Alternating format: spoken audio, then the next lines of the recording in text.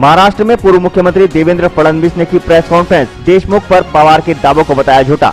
देश में आयुष्मान भारत के तहत 31 मार्च तक चालू हो जाएंगे 70,000 स्वास्थ्य केंद्र। उत्तराखंड के मुख्यमंत्री तीरथ सिंह रावत हुए कोरोना पॉजिटिव, खुद को किया आइसोलेट। हरियाणा के किसानों से अपनी खेती की जमीन को कब्जा मुक्त कराने की मांग को लेकर बागपत के जिला मुख्यालय पर पहुंचे किसान। बॉलीवुड अभिनेता कार्तिक आर्यन हुए कोरोना पॉजिटिव, फैन से कहा दुआ करो।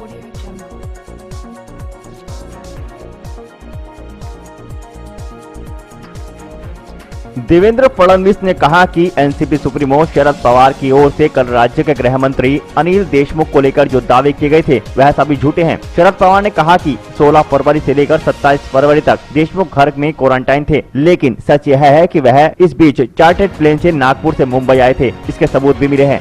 मुकेश अंबानी के घर एंटीलिया के पास विस्फोटक मिलने के मामले में महाराष्ट्र के पूर्व मुख्यमंत्री और बीजेपी के वरिष्ठ नेता देवेंद्र फडणवीस ने प्रेस कॉन्फ्रेंस की। देवेंद्र फडणवीस ने कहा कि एनसीपी सुप्रीमो शरद पवार की ओर से कल राज्य के गृह मंत्री अनिल देशमुख को लेकर जो दावे किए गए थे वह सभी झूठे हैं। शरद पवार ने कहा कि 16 फरवरी से लेकर 27 फरवरी तक देशमुख घर में क्वारंटाइन थे, लेकिन सच यह है कि वह इस बीच चार्टर्ड ट्रेन से नागपुर से मुंबई आए थे। इसके सबूत मिले हैं। देवेंद्र फडणवीस ने दावा किया कि पुलिस के पास 15 और 24 फरवरी के देशमुख के मूवमेंट के दस्तावेज भी हैं। 15 से 17 फरवरी के बीच गृह मंत्री जो होम क्वारंटाइन थे वो आइसोलेशन में नहीं थे। कई लोग उनसे मिले हैं। मुंबई पुलिस के पूर्व कमिश्नर परमवीर सिंह की चिट्ठी से देशमुख के खिलाफ सबूत मिले हैं। उत्तराखंड के मुख्यमंत्री तीरथ सिंह रावत कोरोना वायरस से संक्रमित हो गए हैं। जानकारी के मुताबिक उनका स्वास्थ्य अभी ठीक है और वे आइसोलेट हो गए हैं। उन्होंने सोमवार दोपहर 12:39 पर ट्वीट करते हुए इसकी जानकारी दी।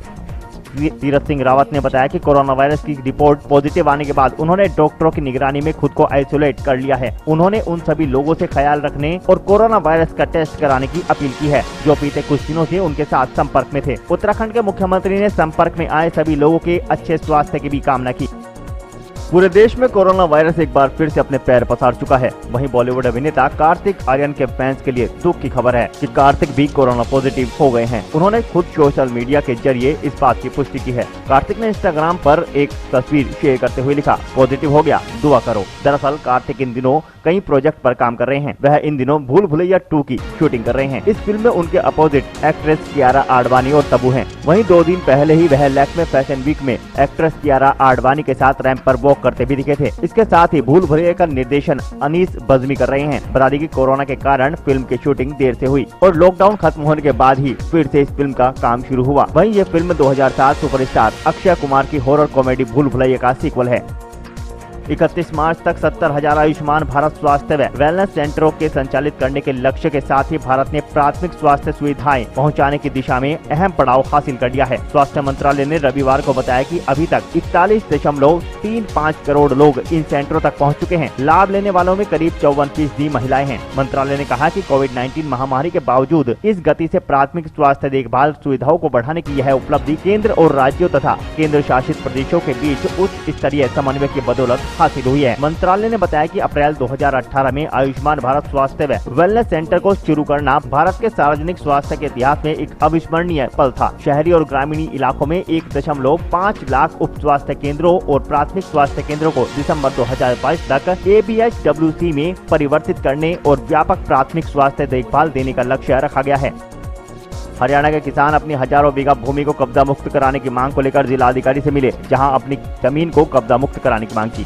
दरअसल मामला बागपत के जिला मुख्यालय का है, जहां आज सिसाना गांव के लोग कलेक्ट्रेट पर पहुंचे। उन्होंने बताया कि 15 मार्च को भी उन्होंने जिला अधिकारी को अवगत कराया था। इससे पहले भी वे कितनी बार अधिकारियों से अवगत करा चुके हैं। किसानों ने बताया कि दीक्षित अवार्ड के तहत उनकी जमीन यमुना नदी के उस पार हरियाणा में है, जिस पर हरियाणा के किसानों का कब्जा है। बुआई करने के लिए अपनी जमीन पर जाते हैं तो हरियाणा के किसान दबंगई दिखाते हुए मारपीट कर उन्हें भगा देते हैं। कई बार इस मामले में खूनी संघर्ष भी हो चुके हैं और आमना सामना भी हो चुका है। हरियाणा सरकार का कहना है कि बागपत के अधिकारी इस समस्या का हल निकालेंगे, लेकिन अभी तक कोई सुनवाई नहीं की गई। प्रार्थना पत्र देते हुए हरियाणा के किसानों से अपनी जमीन को कब्जा मुक्त कराने की मांग की गई है।